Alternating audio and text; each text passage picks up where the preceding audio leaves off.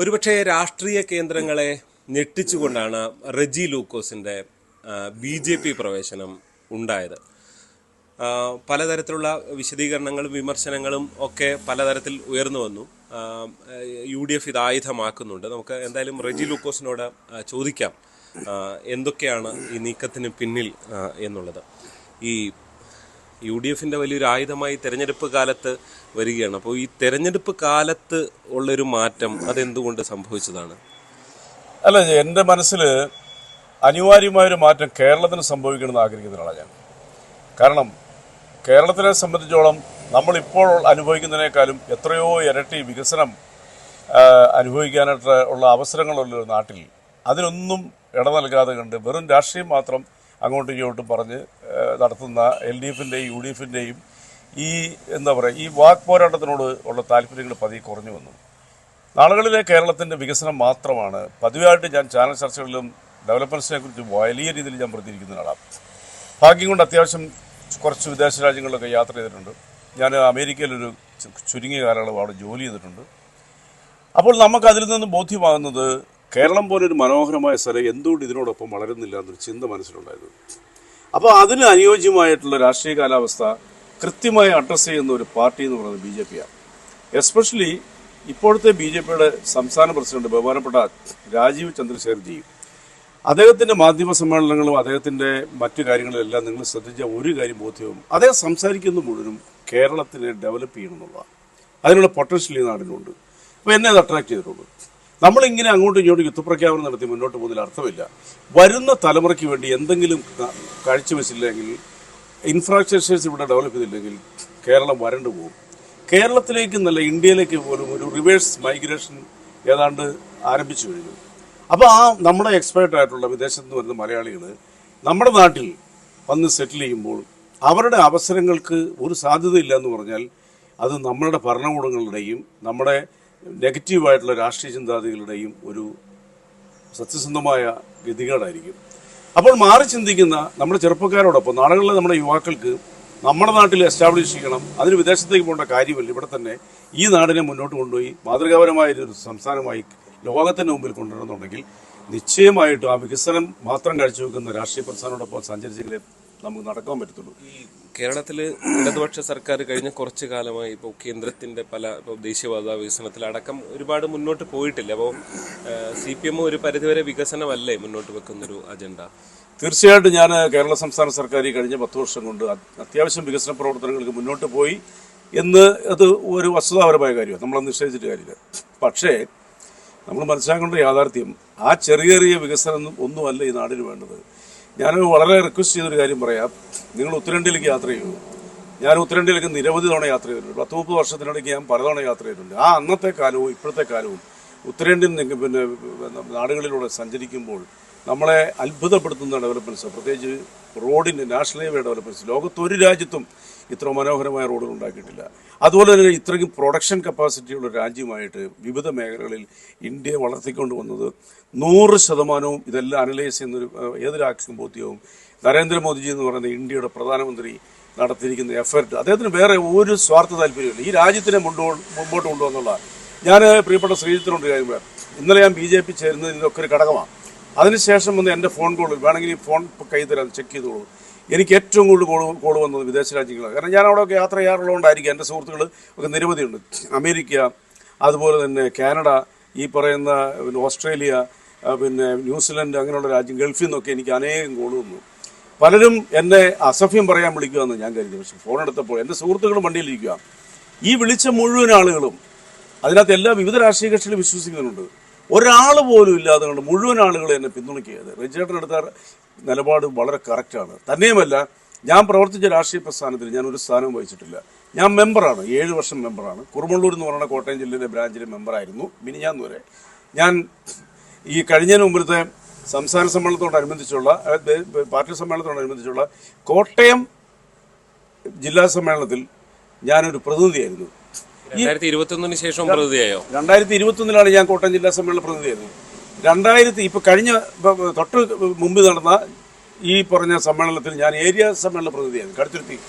അപ്പോൾ ഞാൻ ശേഷവും മെമ്പർഷിപ്പ് പുതുക്കിയിരുന്നു, അല്ലാതെ സ്കൂട്ടണി നടക്കാതെ അത് ഒഴിവായി പോവുകയൊന്നും ചെയ്തിട്ടില്ല. ഇതുവരെ ഒഴിവായി പോയിട്ടില്ല. ഇപ്പം മെമ്പർഷിപ്പ് സ്കൂട്ടണി നടന്നുകൊണ്ടിരിക്കുക. ഇപ്പം ഞാൻ പോകുന്നതുകൊണ്ട് ഇനി പുതുക്കാൻ പറ്റത്തില്ല. അതുവരെ ഞാൻ ആ പാർട്ടി മെമ്പറാണ്. ഒരു ബന്ധമില്ല എന്നാണ് CPM ജില്ലാ സെക്രട്ടറി പറഞ്ഞത്. എന്താണത് എങ്ങനെ പറഞ്ഞത് എനിക്കറിയത്തില്ല. കാരണം വെച്ചാൽ ഞാൻ ഒരു ബന്ധമില്ലെന്നുകൊണ്ട് എങ്ങനെയാണ് ഈ പാർട്ടിയുടെ ജില്ലാ സമ്മേളന പ്രതിനിധിയാകുന്നത്? എത്രയോ മാധ്യമങ്ങൾ കണ്ട്, അവിടെ ഇരുന്ന് വന്നിരിക്കുന്ന നേതാക്കന്മാർ കണ്ടു. കഴിഞ്ഞ തവണത്തെ ഏരിയ സമ്മേളനത്തിൽ ഞാനുണ്ടായിരുന്നു. അപ്പോൾ പിന്നെ ഇങ്ങനെയാണ് ഒരു ബന്ധമില്ലെന്നാണ്. പക്ഷേ അവർക്ക് അങ്ങനെ എന്നെ ഒരു ബന്ധമില്ലെന്നുള്ള രീതിയിൽ അവഗണിക്കാനായിട്ട് അവർ നിർബന്ധിതരായിരിക്കും. ഞാൻ പാർട്ടിയിൽ നിന്ന് പോകുന്നതിന് ശേഷം പാർട്ടി കുറ്റപ്പെടുത്താനായിട്ടോ ആ പാർട്ടിയെ മോശമായിട്ട് സംസാരിക്കുന്നത് എനിക്ക് താല്പര്യമില്ല. കഴിഞ്ഞത് കഴിഞ്ഞു. ഞാനെന്നുള്ള വ്യക്തിയുടെ മനസ്സിൽ വന്ന ഈ ഡെവലപ്മെന്റ് ആശയം കേരളം വികസിച്ചേ പറ്റും. നമ്മളെപ്പോലുള്ളവർക്ക് ഇവിടെ വഴി നടക്കണം. നമ്മുടെ കുട്ടികൾക്ക് വരും തലമുറയ്ക്ക് കേരളത്തിൽ വന്ന് ജീവിക്കണം. കേരളത്തിന് അതിനുള്ള പൊട്ടൻഷ്യലുണ്ട്. ശ്രീത്ത് മനസ്സിലാക്കുക, ലോകത്തിൽ എവിടെയെങ്കിലൊക്കെ യാത്ര ചെയ്ത ആൾ ഒരു ടൂറിസത്തിൻ്റെ കാര്യത്തിൽ ആ രാജ്യങ്ങൾ മുന്നോട്ട് പോകുന്നതിൻ്റെ 100-1 കേരളം പോയിട്ടില്ല. എന്നാൽ നമ്മുടെ നാടിൻ്റെ അനുഗ്രഹം എന്ന് പറഞ്ഞു, ഞാൻ ഒരുപാട് ഡിബേറ്റിലും ഒത്തിരി ലേഖനങ്ങൾ ഞാൻ എഴുതിയിട്ടുണ്ട്. ഞാൻ അറിയാമല്ലോ, ഞാനൊരു കോളമിസ്റ്റാണെന്നുള്ളത്. ഞാൻ അമേരിക്കൻ മാധ്യമങ്ങളിൽ 20 വർഷം കോളം ചെയ്ത ഒരാളാണ്. അമേരിക്കൻ ഉണ്ടെങ്കിൽ ഇപ്പം പിന്നെ അവിടെ ഇപ്പം ഈ എഴുത്തിനോട് അത്ര നമുക്ക് ആവശ്യമില്ല. അപ്പം ഞാൻ പറഞ്ഞു വരുന്നതെന്ന് വെച്ചാൽ കേരളത്തിൻ്റെ ബാക്ക് വാട്ടേഴ്സും കേരളത്തിൻ്റെ ഇടങ്ങളും കേരളത്തിൻ്റെ മലനിരകളും സത്യം പറയണമെന്ന് ഇതുപോലുള്ളൊരു സംഗമഭൂമി ലോകത്തിൽ എവിടെയില്ല. നിങ്ങൾ വേറെ ഏത് രാജ്യത്ത് പോയാലും അതിന് ആ പ്രകൃതിക്ക് ഒരു യൂണിഫോമിറ്റി ഉണ്ട്. നമ്മുടേത് ബ്ലസ്ഡ് നാടാണ്. 100% പോലും അത് എക്സ്പ്ലോയിറ്റ് ചെയ്യാനായിട്ട് ഇതുവരെ ഒരു ഗവൺമെന്റിന് സാധിച്ചിട്ടില്ല. അതുമാത്രം മതി. ഗ്രാമീണ മേഖലകളിലെ ടൂറിസം വികസിച്ചു കഴിഞ്ഞിട്ടുണ്ടെങ്കിൽ ആ നാട്ടിലെ സ്ത്രീകൾക്കും ആ നാട്ടിലെ ജനങ്ങൾക്കും വരുന്ന വളർച്ചയെന്ന് പറഞ്ഞാൽ അത് വാക്കുകൾ കൊണ്ട് പറയാൻ പറ്റത്തില്ല. അവരുടെ സംസ്കാരം വളരും, അവരുടെ ഉൽപ്പന്നങ്ങൾ വിൽക്കപ്പെടും, അവരുടെ പെട്ടികളിൽ പണം നിറയും. നമ്മുടെ മനോഹരമായ നാടിനെക്കുറിച്ച് ലോകം വാഴ്ത്തിപ്പാടും. എത്രയോ വർഷങ്ങൾ, പതിറ്റാണ്ടുകൾക്ക് മുമ്പേ ലോകത്തിൻ്റെ നെറുകയിലെത്തേണ്ടതാണ് കേരളം. ഇത്രയും നാളും ഭരിച്ച ഇവിടുത്തെ ഒരു ഗവൺമെന്റിനും ഒരു സർക്കാരിനും കേരളത്തിനെ ഏറ്റവും സുന്ദരമായി ലോകത്തിന് മുമ്പിൽ മാർക്കറ്റ് ചെയ്യാൻ സാധിച്ചിട്ടില്ല. എനിക്ക് തോന്നുന്നു ഈ വികസിത കേരളം എന്ന രാജീവ് ചന്ദ്രശേഖരന്റെ ഒരു മുദ്രാവാക്യമാണ് താങ്കളെ പ്രധാനമായും ആകർഷിച്ചത് ഒരു ഘടകം, അല്ലേ? 101% ശ്രീജിത്തിന് മനസ്സിലായ ഒരുപക്ഷെ എന്നെ ശ്രദ്ധിക്കുമ്പോൾ അറിയാം, ഞാൻ ഈ ഡിബേറ്റുകളിലും എൻ്റെ ലേഖനങ്ങളിലൊക്കെ ഡെവലപ്മെന്റ്സിനെ മാക്സിമം സപ്പോർട്ട് ചെയ്യുന്ന ഒരാളാണ്. അതൊക്കെ നമ്മൾ കണ്ടതാണ് പല സ്ഥലത്തുകളും പോയി. ഞാൻ രാജീവ് ചന്ദ്രശേഖർജിയുടെ അദ്ദേഹത്തിൻ്റെ ഓരോ പത്രസമ്മേളനത്തിൽ ഈ ഡെവലപ്മെന്റ് ഈ നാട്ടിൽ അതിനുള്ള അവസരമുണ്ട്. നാളത്തെ തലമുറയ്ക്ക് വേണ്ടിയിട്ട് കേരളത്തിനെ വളർത്തണം എന്നുള്ള ചിന്തയോടൊപ്പം സഞ്ചരിക്കാനായിട്ട് ഞാൻ ആഗ്രഹിച്ചു. അതുകൂടാതെ ഉണ്ട് ഈ രാജ്യത്തിന് വന്ന ഡെവലപ്മെന്റ് ആരും മാറുന്ന കാണാൻ പറ്റില്ല. നരേന്ദ്രമോദിജി എന്ന് പറയുന്ന ഇന്ത്യയുടെ പ്രധാനമന്ത്രി ഈ രാജ്യത്തിനെ ലോകത്തിന്റെ നെറുകയിൽ എത്തിച്ചതിൻ്റെ ആ വസ്തുത മറച്ചു വെച്ചുകൊണ്ട് സംസാരിക്കുന്നത് ആ പാർട്ടിയെ ഇവിടെ ആരും അംഗീകരിക്കരുതെന്നുള്ള കുബുദ്ധി കൊണ്ടാണ്. പക്ഷേ എന്നാ പറഞ്ഞാലും കേരളത്തിലെ വളർന്നു വരുന്ന തലമുറ നമ്മളെപ്പോലുള്ളവരൊക്കെ അത് സത്യസന്ധമാണെന്നും ആ വികസനമാണ് ഇപ്പം നമ്മൾ അനുഭവിക്കുന്നതെന്നും അത് ലോകത്തിലെ മാതൃകയാണെന്നുള്ളത് തെളിഞ്ഞു കഴിഞ്ഞു. ഇനി മറച്ചു വെക്കാൻ പറ്റില്ല. ഈ നരേന്ദ്രമോദിയെ ചാനൽ ചർച്ചകളിലൊക്കെ വിമർശിക്കുമ്പോൾ ഉള്ളിലപ്പോൾ ഒരു ഇത് കുത്തുണ്ടായിരുന്നു. എന്താ അതിനെ എങ്ങനെയാണ് ഇപ്പൊ കാണുന്നത്? എനിക്ക് ഉള്ളിൽ കുത്തലൊന്നും ഉണ്ടായിട്ടില്ല. ഞാനങ്ങനെ ക്ലീശയൊന്നും പറയാൻ ആഗ്രഹിക്കുന്ന ആളല്ല. എന്നെ സംബന്ധിച്ചോളം ഞാനൊരു പാർട്ടിയുടെ സഹയാത്രികനായിരുന്നു, പാർട്ടി മെമ്പറായിരുന്നു. അപ്പോൾ ആ നിമിഷം വരെ ആ പാർട്ടിയോട് നീതി കാണിക്കുക എന്നുള്ളതാണ്. നിങ്ങൾ ശ്രദ്ധിക്കുമായിരിക്കും, ഈ ശബരിമല വിഷയത്തിലൊക്കെ എൻ്റെ നിലപാട് കടുത്തതായിരുന്നു. നിങ്ങളുടെ ചാനലിൽ ആദ്യം ഞാൻ പറയുന്നത് മഞ്ജുഷ്ണൊപ്പമാണ്.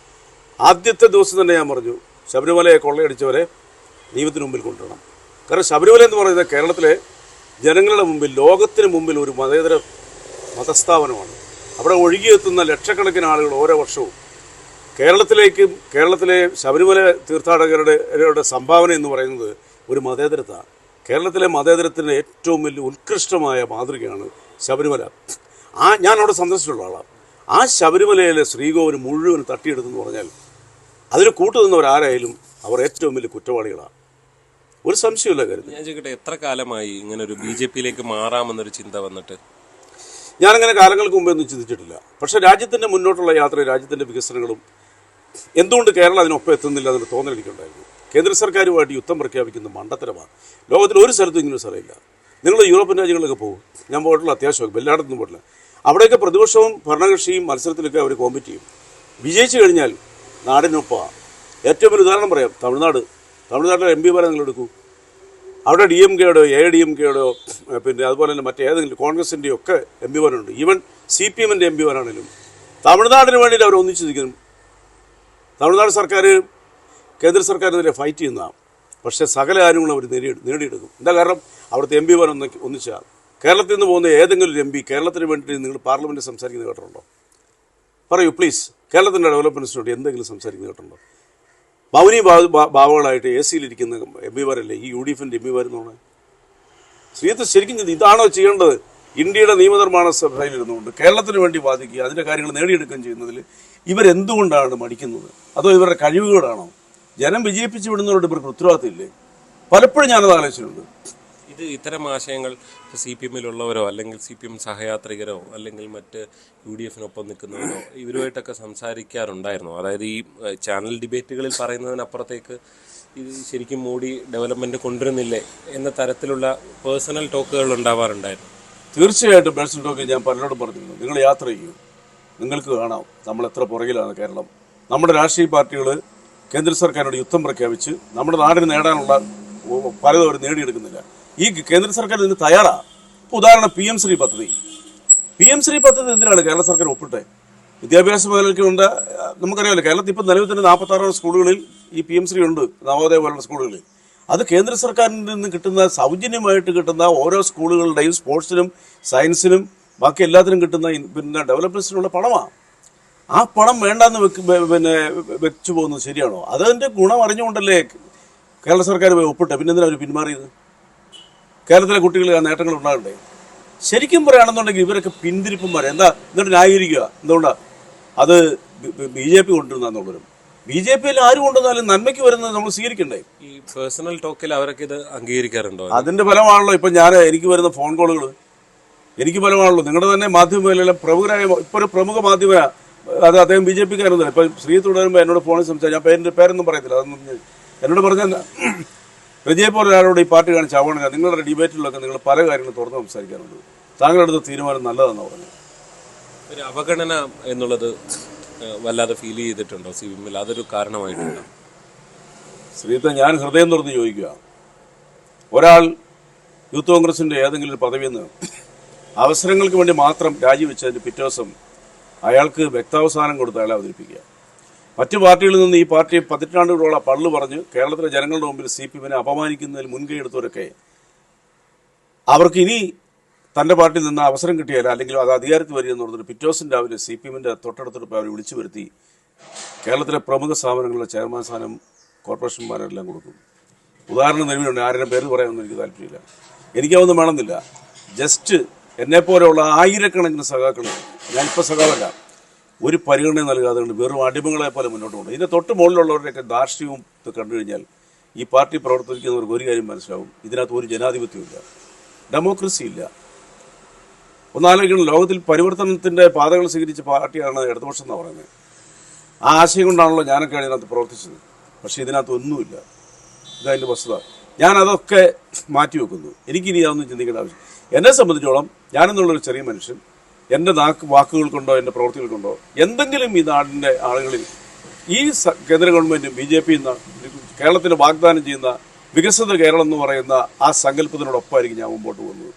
അതല്ലാണ്ട് വേറെ ഒന്നും എന്നെ സംബന്ധിച്ചുള്ളത്. ഞാൻ ഇനി CPM-ന്ന് പോകുന്നു, ആ സഹയാത്രിക വേഷം ഞാൻ മാറ്റിവെച്ചു, ഇനി കുറേ കുറ്റങ്ങൾ പറഞ്ഞു. I don't like. കാരണം എനിക്ക് ഒരുപാട് സുഹൃത്തുക്കൾ ഇപ്പോഴും എല്ലാ രാഷ്ട്രീയ കക്ഷികളിലുണ്ട്, മാധ്യമ മേഖലകളിലുണ്ട്. ഞാൻ ഒന്നിനു വേണ്ടിയിട്ട് ആരുടെയും പുറകെ പോകുന്ന ഒരാളൊന്നുമില്ല. മറ്റു വാഗ്ദാനങ്ങൾ, ഓഫറുകളൊന്നും ഇല്ലാതെയാണ് താങ്കൾ BJP ഒരു ഓഫറും എനിക്കില്ല. അതാണ് ഞാൻ മനസ്സിലാക്കിയത്. പലരും പറയും അഡ്ജസ്റ്റ്മെന്റ് നടത്തിയിട്ട് ചുമ്മാ മാധ്യമങ്ങൾ പറയും ഞാൻ ഒരു ആഗ്രഹവും ഇല്ലാണ്ട് വന്നയാളെന്ന് പറയും. കഴിഞ്ഞ് 2 ദിവസം കഴിയുമ്പോഴത്തേക്കും അത് പോട്ടെ. എന്നെ സംബന്ധിച്ചോളം വളരെ ഹോണസ്റ്റായിട്ട് ഞാൻ പറയുന്നു, എനിക്ക് എൻ്റെ വൈഫും എല്ലാ കാര്യങ്ങളും അവർക്കറിയാം. ഞാൻ അവരോട് പറയേണ്ട ഒരു കാര്യം ചെയ്തില്ല. ഞാൻ ഓരോ ഓഫറും മുന്നിൽ വെച്ചിട്ടില്ല, ഒരാവശ്യം മുന്നിൽ വെച്ചിട്ടില്ല. ആഗ്രഹങ്ങളൊന്നുമില്ലേ? പാർലമെന്ററി പൊളിറ്റിക്സ് അങ്ങനെയുള്ള ആഗ്രഹങ്ങളൊന്നും തോന്നിയിട്ടില്ല? അങ്ങനെയുള്ള ആഗ്രഹങ്ങളിലേക്കൊന്നും ഞാനിതുവരെ കടന്നിട്ടില്ല. സത്യസന്ധമാണ് പറയണമെന്നുണ്ടെങ്കിൽ. നമുക്ക് ഒരു കാര്യം ഞാൻ ഉറപ്പ് പറയാം, നമ്മളെ മറച്ചു വെച്ചുകൊണ്ട് താത്വികമായിട്ട് പറയുന്നതൊക്കെ അന്തസ്സില്ലായ്മയാണ്. മനുഷ്യന് മുന്നോട്ട് പോകണം, താൻ പുറകോട്ടല്ല സഞ്ചരിക്കണം, താൻ മുന്നോട്ട് പോകണം. അതിനു വേണ്ടിയിട്ട് ഉള്ള പ്രവർത്തനങ്ങൾ ചെയ്യണം എന്ന് ആഗ്രഹിക്കാത്ത ഏതെങ്കിലും മനുഷ്യൻ ഈ ഭൂമിയിലുണ്ടോ? ഇല്ലെന്ന് ഞാൻ വിശ്വസിക്കുന്നു. ഈ പാർലമെന്ററി പൊളിറ്റിക്സ് ആഗ്രഹിക്കുക ഒരു തെറ്റല്ലല്ലോ. ഒരാൾ ജനപ്രതിനിധിയാകുക അതൊരു തെറ്റായിട്ട് കരുതാൻ കഴിയില്ല. താങ്കൾ ഈ പറഞ്ഞ പോലെ ഒരു ഗ്രോത്ത് അല്ലേ ഒരു പൊളിറ്റിക്കൽ ലീഡറുടെ? അല്ല, പൊളിറ്റിക്കൽ ലീഡറുടെ ഗ്രോത്ത് എന്ന് പറയുന്നത് അവരുടെ എബിലിറ്റിയും അംഗീകാരങ്ങളും ജനങ്ങളുടെ പിന്തുണയൊക്കെയാണ്. സ്വാഭാവികമായിട്ടും അങ്ങനെയുള്ള വ്യക്തികൾ മുമ്പോട്ട് വരണം. കാരണം ജനാധിപത്യത്തിൽ അതുപോലെയുള്ള ആളുകൾ വന്നില്ലെങ്കിൽ നമുക്ക് നമ്മുടെ ഡെമോക്രസി കീപ്പ് ചെയ്യണ്ടേ. എന്നെ സംബന്ധിച്ചോളം അൾട്ടിമേറ്റ്ലി BJPക്കൊപ്പം പ്രവർത്തിക്കുക, BJP തരുന്ന വികസിത കേരളത്തിന് വേണ്ടിയിട്ട് എൻ്റെ ശബ്ദം അതിനുവേണ്ടി ഉപയോഗിക്കുകയും ഞാൻ ഉപയോഗിക്കുക. അതിലപ്പുറം എന്താണെന്നുള്ളൊരു ഒരു തീരുമാനം ഞാൻ എടുത്തിട്ടില്ല. സത്യസന്ധമായിട്ടും ഹോണസ്റ്റായിട്ട് ഞാൻ പറയുകയാണ്. ഒരു കാര്യം ഉറപ്പായി കഴിഞ്ഞു, എനിക്ക് ശബ്ദം ഉയർത്താൻ അവസരം കിട്ടിയാൽ, ഇനി എൻ്റെ പാർട്ടി പറയാതെ കണ്ട്, ഇപ്പം ഞാനൊരു ഇത് മാത്രം പറയാം, എൻ്റെ രാഷ്ട്രീയ പ്രസ്ഥാനം പറയാതെ കണ്ട് ഒരു ചാനലിൽ ഒരു ഡിബേറ്റ് ഞാൻ പോകത്തില്ല. ഇതുവരെ ഒരു സഹയാത്രികനായി ടെലിവിഷൻ ഇന്റർവ്യൂകളിൽ അല്ലെങ്കിൽ ഡിബേറ്റുകളിലാണ് പങ്കെടുക്കുന്നത്. പാർട്ടി പ്രവർത്തനത്തിൽ നേരിട്ട് അങ്ങനെ ഒരു കമ്മിറ്റികളിലൊക്കെ പ്രാദേശികമായി പങ്കെടുക്കുന്നുണ്ടതിനപ്പുറത്തേക്ക് ഇപ്പോഴാണോ ഒരു രാഷ്ട്രീയ നേതാവായി മാറിയത്? എന്താണ് താങ്കളുടെ അക്കാര്യത്തിൽ ഫീൽ? ശ്രീജിത്ത് വളരെ ബുദ്ധിമാനായ, വാർത്തകൾ കണ്ടെത്തുന്നതിൽ വളരെ മിടുക്കനായിട്ടുള്ള മാധ്യമപ്രവർത്തനം. ഞാൻ പുകഴ്ത്താതെ കൊണ്ട് തന്നെ ശ്രീജിത്തിനറിയാം. കാരണം ന്യൂസ് 18-ൽ ശ്രീജിത്ത് കൊണ്ടുവരുന്ന പല സ്കൂപ്പുകളും പല വാർത്തകളും ഞാൻ അതിലൊക്കെ ടെലിയിൽ വരാറുണ്ട്. നിങ്ങൾ കണ്ടെത്തുന്ന, ഞാൻ പരസ്യമായിട്ട് തന്നെ പറഞ്ഞു ശ്രീജിത്തിനെ കുറിച്ച്. കാരണം കഴിവുള്ള മിടുക്കനായ ഒരു മാധ്യമപ്രവർത്തനത്തിന് എത്രയോ വർഷം ശ്രീജിത്തിനെ അറിയാം. ഈ ചോദ്യം ആ രീതിയിൽ തന്ത്രശാലി ഒരു മാധ്യമപ്രവർത്തകന്റെ എന്ന് വന്ന ഈ ചോദ്യം അത്. കാരണം അറിയാമല്ലോ, 10-35 വർഷമായിട്ട് ഈ ഫീൽഡിലുള്ള ആളാണ് ഞാനെങ്കിലും ജോലി ചെയ്തിട്ടില്ല, ഫ്രീലാൻസ് ആയിരുന്നു. ഞാൻ പറയാം, ഞാനൊരു രാഷ്ട്രീയ നേതാവായിട്ട് ഇപ്പോൾ തോന്നിയെന്ന് ചോദിച്ചാൽ സത്യം പറയണമെന്നുണ്ടെങ്കിൽ ആ തോന്നലിന് മറുപടി പറയുന്നത് ശ്രീജിത്തിനെ പോലുള്ള മാധ്യമപ്രവർത്തകരാണ്. ഇന്നലെ ഈ വലിയ വേദിയിൽ BJP സംസ്ഥാന അധ്യക്ഷൻ ഒരുപാട് നേതാക്കൾ വലിയ സ്വീകരണമായിരുന്നു BJP ആസ്ഥാനത്ത്. മാധ്യമങ്ങളാണെങ്കിലും ഹെഡ്ലൈൻ വാർത്തയായി മാറി. റെജി ലൂക്കസ് എന്നുള്ളൊരു പേര് സാധാരണ ചാനൽ ഡിബേറ്റുകളിൽ മാത്രം കേട്ടിരുന്നിടത്ത് നിന്നൊരു വാർത്തയായി മാറി എന്നുള്ളതാണ് വ്യത്യാസം. അതോടുകൂടി ഒരു സ്വാഭാവികമായിട്ട് BJPയിൽ എത്തിയാൽ അവർ ഉപയോഗിക്കും, ഏതെങ്കിലും പദവികളൊക്കെ നൽകുകയും അപ്പോഴാണല്ലോ ഒരു പ്രവർത്തനത്തിലേക്കൊക്കെ മാറുക. അതുകൊണ്ടാണ് ചോദിച്ചത്, മനസ്സിൽ അങ്ങനെ ഒരു തോന്നൽ വന്നിട്ടുണ്ടോ? അതിനൊരു മറുപടി ഇത്രേ ഉള്ളൂ. ഞാൻ ഇന്നലെ ഞങ്ങളുടെ പാർട്ടിയുടെ സംസ്ഥാന ഓഫീസിലെത്തുമ്പോൾ സത്യം പറയാം, ഒരു കൂട്ടം സംസ്ഥാന നേതാക്കൾ, തലയെടുപ്പുള്ള നേതാക്കന്മാർ, അവരെന്നെ സ്നേഹത്തോടെ ചേർത്ത് നിർത്തി. സത്യം പറയാം, ഞാൻ ഭയങ്കരമായിട്ട് വികാരിതനായിപ്പോയി. കാരണം നമ്മളെ ഒരു പറ്റം മനുഷ്യർ ചേർത്ത് പിടിക്കുമ്പോൾ കിട്ടുന്ന സന്തോഷം നമുക്ക് ആരൊക്കെയോ ഉണ്ടല്ലോ എന്നൊരു തോന്നല്. CPM-ൽ അങ്ങനെ ഉണ്ടായിട്ടില്ലേ? ഈ സമ്മേളന വേദികളിലൊക്കെ പോകുമ്പോഴും സെൽഫി എടുക്കാനൊക്കെ ആളുകൾ, പ്രവർത്തകരൊക്കെ വരാറുണ്ടായിരുന്നില്ലേ? അല്ല, തീർച്ചയായിട്ടും. അത് പിന്നെ സ്വാഭാവികമായിട്ടും ഇപ്പോൾ അവിടെ ചെല്ലുമ്പോൾ എല്ലാവരും ആകർഷിക്കും, അവർ വരും, ഒന്നിച്ച് ഭക്ഷണം കഴിക്കും. കോട്ടയം ജില്ലാ സമ്മേളനത്തിൻ്റെ അവസാന ദിവസത്തെ ഭക്ഷണം, അന്ന് കോവിഡിൻ്റെ പ്രശ്നമുള്ളതുകൊണ്ട് പൊതുസമ്മേളനമില്ല. അന്ന് ബഹുമാനപ്പെട്ട മരിച്ചുപോയ ജോസഫൈൻ, അതുപോലെ ശ്രീമതി ടീച്ചറൊക്കെ അവരുടെ ഒപ്പം എന്നെ വിളിച്ചിരുത്തിയാണ് ഫുഡ് കഴിച്ചത്. അതൊക്കെ മറക്കാൻ പറ്റത്തില്ല.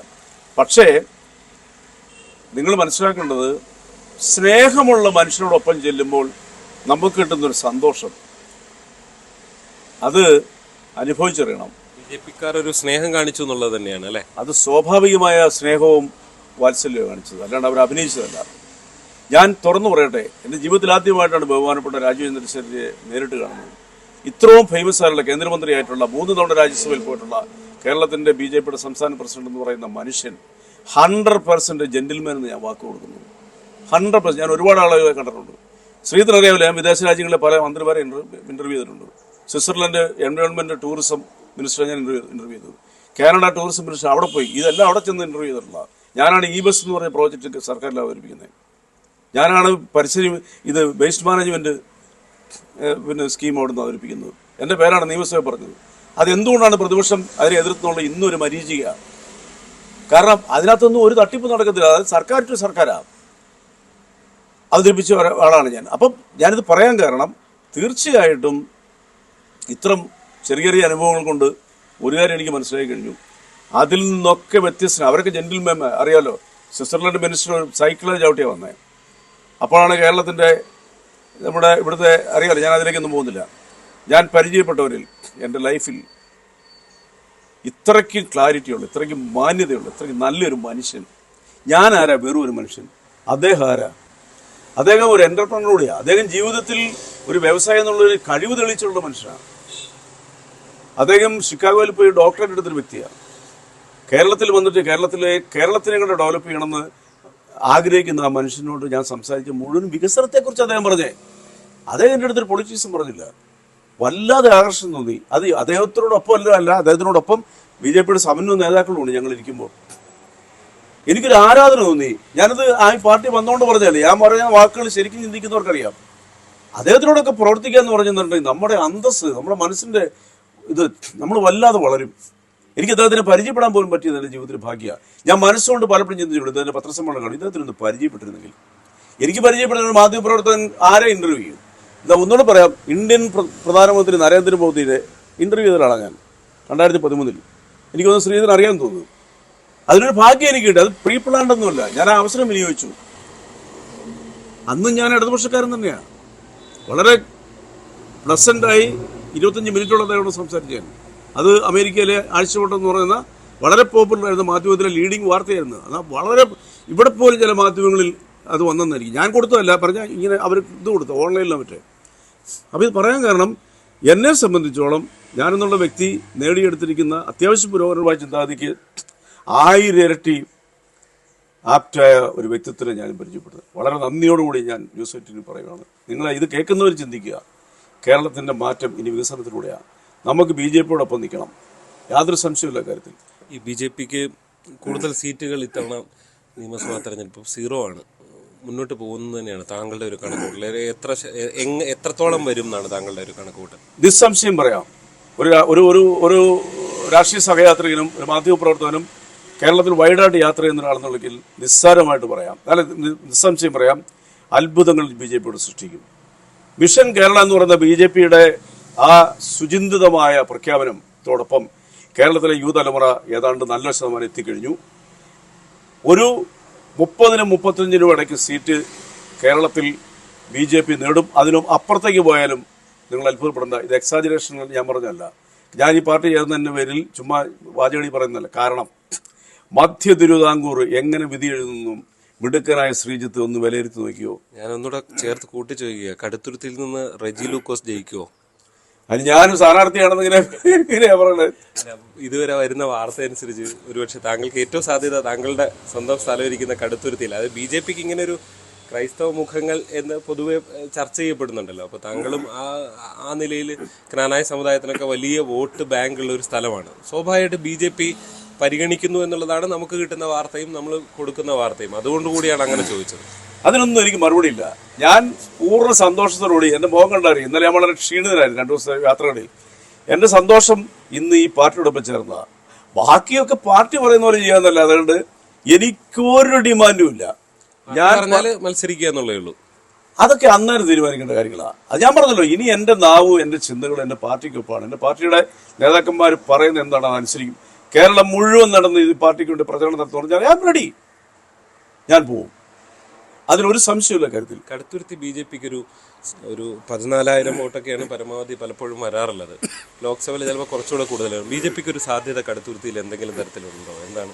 കടുത്തുരുത്തി മാത്രമല്ല, കടുത്തുരുത്തി, പാല, പൂഞ്ഞാർ, കാഞ്ഞിരപ്പള്ളി പോലുള്ള ബെൽറ്റുകൾ എന്ന് പറഞ്ഞാൽ ഒരു പ്രത്യേക ഭൂമിയാണ്. ശ്രീധരനറിയാം, ഞാൻ വിശദീകരിക്കേണ്ട ആവശ്യമില്ല.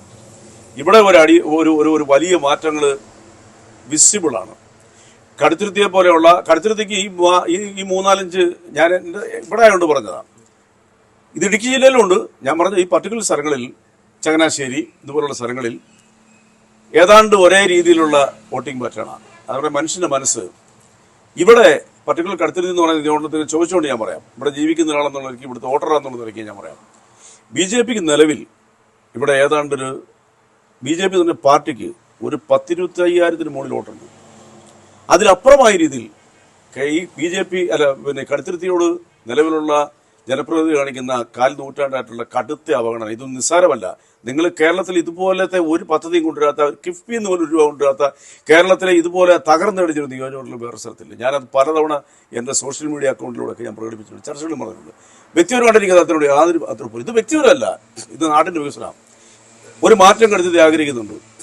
നിശ്ചയമായിട്ട് ഞാൻ പറയാം, വിദേശ മലയാളികൾ മഹാഭൂരിപക്ഷവും ഇന്ന് ഈ ഇന്ത്യ അവർ ദർശിക്കുന്നത്, അതിൽ കേരളത്തെ കാണുന്നവർ, എനിക്കറിയാം, എനിക്ക് വളരെ ബന്ധമുള്ള വിദേശപരമായിട്ട്, അവർ BJP വരണം എന്നുള്ളവരും അമിതമായിട്ട് ആഗ്രഹിക്കുന്നുണ്ട്. വോട്ടിംഗ് പാറ്റേണിൽ അങ്ങനെ ഒരു മാറ്റം ഉണ്ടായിരുന്നു തന്നെയാണ് താങ്കളുടെ 100% ശ്രീത്തെ എഴുതി വെച്ചോളൂ. BJP പാല മാത്രമല്ല, കടുത്തുരുത്തി മാത്രമല്ല, പാല, പൂഞ്ഞാർ, ചങ്ങനാശ്ശേരി, കാഞ്ഞിരപ്പള്ളി പോലെയുള്ള സ്ഥലങ്ങളിൽ, നിയോജകമണ്ഡലങ്ങളിൽ BJP ജയിച്ചു കയറിയാലും നിങ്ങൾ അത്ഭുതപ്പെടേണ്ട.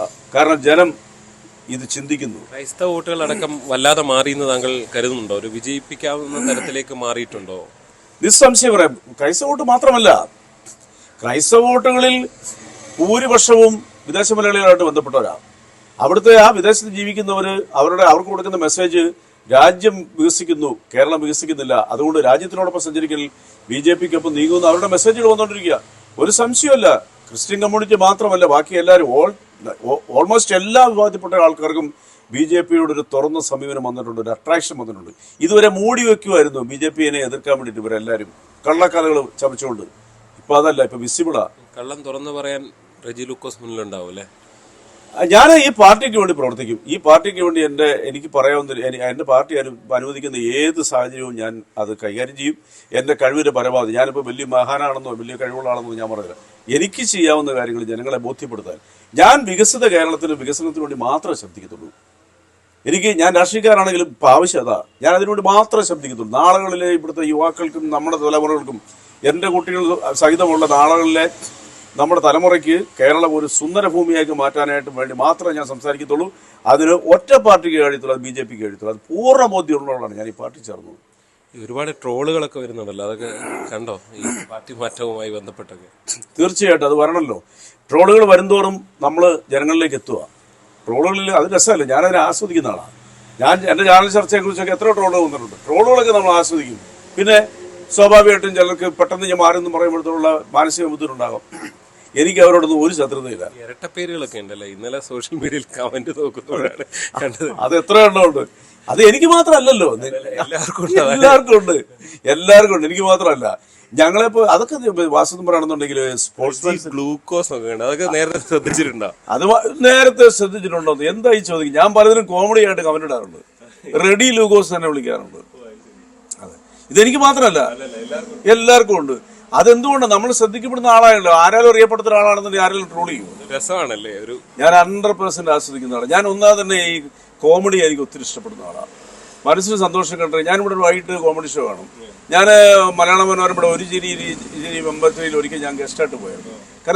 കാരണം ജീവിതത്തിൽ പോസിറ്റീവായിട്ട് ചിന്തിക്കണമെന്ന് ആഗ്രഹിക്കുന്ന ആളാണ് ഞാൻ. പോസിറ്റീവായിട്ട് ചിന്തിക്കുന്ന ഒരാൾക്ക് എപ്പോഴും ആസ്വാദനം ഒക്കെ നമുക്ക് ഇത് ആസ്വദിക്കണം. ഞാനത് ആസ്വദിക്കുന്ന ഒരാളാണ്. കാരണം എനിക്കൊരു ബലപ്പെടുത്തില്ല. കാരണം എന്താ വെച്ചാൽ നമ്മളത് ഒരു ലൈഫേ ഉള്ളൂ. അത് ബി പോസിറ്റീവ് അല്ലേ. നമ്മളെന്തായാലും ഈ ജീവിതം അനുഭവിച്ചു തീർക്കും. അപ്പോൾ സന്തോഷത്തോടുകൂടി നല്ല മനുഷ്യരോടൊപ്പം നല്ല ഡെവലപ്മെന്റ്സ് കാണുന്നതോടൊപ്പം സഞ്ചരിക്കുമ്പോൾ കിട്ടുന്ന ഒരു അംഗീകാര സുഖമുണ്ട്. അതിനൊപ്പം നമ്മൾ സഞ്ചരിക്കുന്നു. ട്രോളുകളെ 100% ഞാൻ വെൽക്കം ചെയ്യുന്നു. ഇത് തമാശ പറഞ്ഞല്ല, ദാറ്റ് ഇസ് ഫാക്ട്. എന്തായാലും അതാണ് റെജി ലൂക്കോസ് പറയാനുള്ളത്. അദ്ദേഹം പറയുന്ന പോലെ പാർട്ടിക്ക് വേണ്ടി ഉണ്ടാവും, പാർട്ടി പറയുന്നത് അനുസരിക്കും എന്താണെങ്കിലും എന്നുള്ളതാണ് അദ്ദേഹം വ്യക്തമാക്കുകയും ചെയ്യുന്നത്.